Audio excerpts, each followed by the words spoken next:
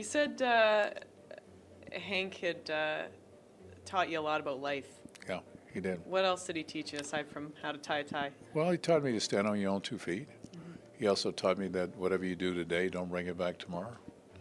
And, what you do, if you have a bad day, you think about what you did and try to improve the next day out. If you have a great day, enjoy it and move on.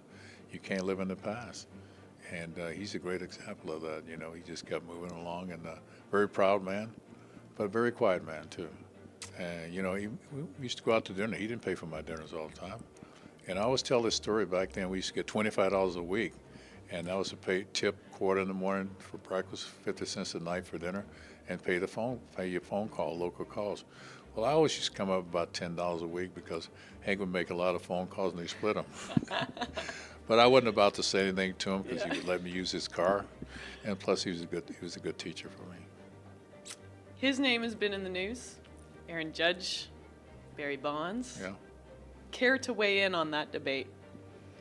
Well, I know what they're talking about, and I seen Bonds play too.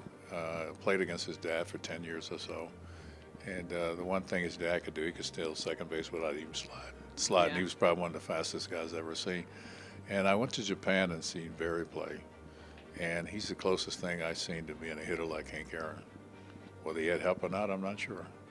And I think once I know they're talking about the home runs.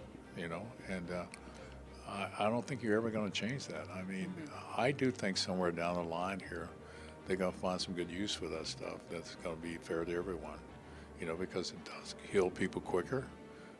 They can play a little bit longer. You stay younger longer. And I know there's some bad side effects to it too. But it's very interesting. They're all champs to me, all of them home run champs for me, and great players, yeah. Is Hank Aaron the greatest hitter you've ever seen? Yeah, he is. And There we go. that's putting Barry right there with him, though. Close, real close. Yeah.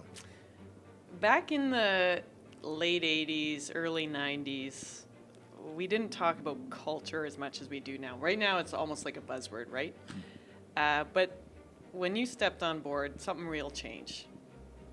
What culture changes did you feel like you oversaw at your time with the Blue Jays? Well, I think they started to get more black coaches, more black managers. I think it's slacked off a little bit, but it's still there. Dusty's representing the only African American in baseball right now, as far as there's no players there. Yeah. But he is the manager there, so I think that changed too. I can go back and remember that Al Campana said that black guys wasn't good managers, good coaches. They couldn't even swim. So I used to tell them I could swim, so you take it from there. But I think that we need to have more in the front office and more people out, coaches. There's a lot of coaching staff, they don't have one black guy on the coaching staff. So I think they need to do some adjustment with that. I think they need to open some academies here like they do in Latin American countries, and even here in Canada, which I know there's one here. But I'd like to see them be funded through Major League Baseball and get some more kids out playing.